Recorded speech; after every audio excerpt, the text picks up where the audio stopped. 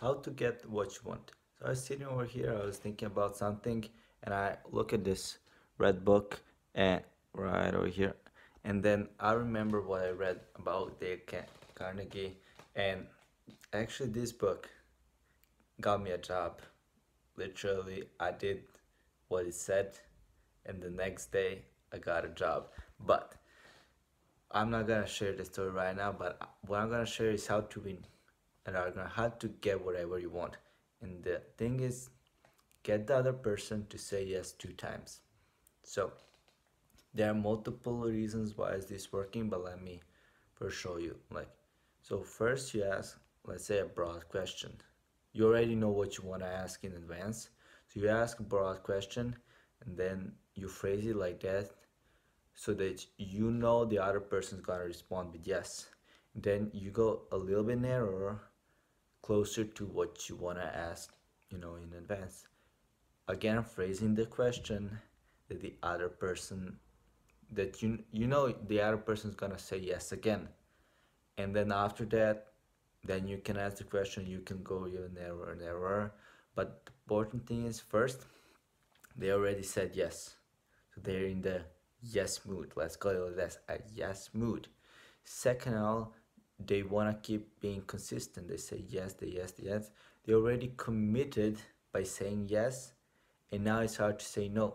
But if you ask the first question, hey, can I get a raise? They say no, and you're like, well, how about vacation? And be like, nope. But then if you ask a small thing, you know, ask for a small thing, and when they say yes, and ask for bigger thing.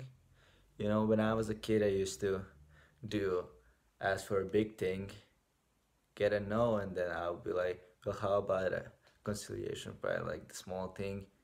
And even though I was only satisfied with the small thing, like I'll open with the big thing.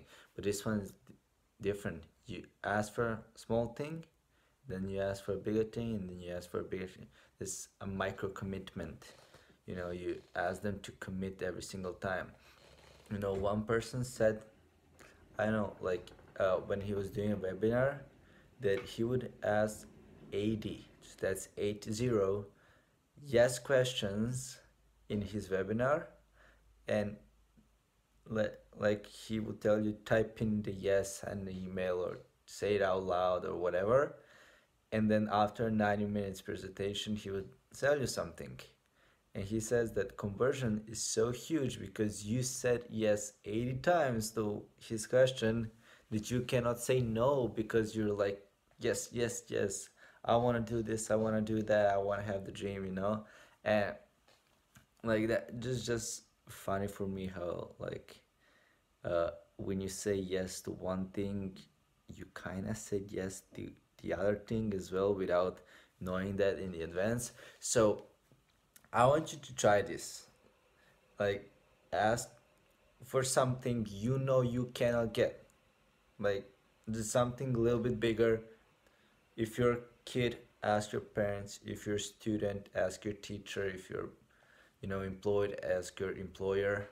Uh, Something that they're gonna say no, but start with a real small thing and then just increase it. Like, go wide and then go narrow and make them say yes 3 times, 4 times, 5 times before you ask for that one thing. And I'm sure you're gonna get it because it's just a wonderful thing.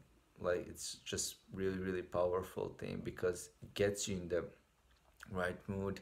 And when you uh, so I don't know how much you shop online, but you probably saw that there's no, well, at least in a good website, there's no finish button.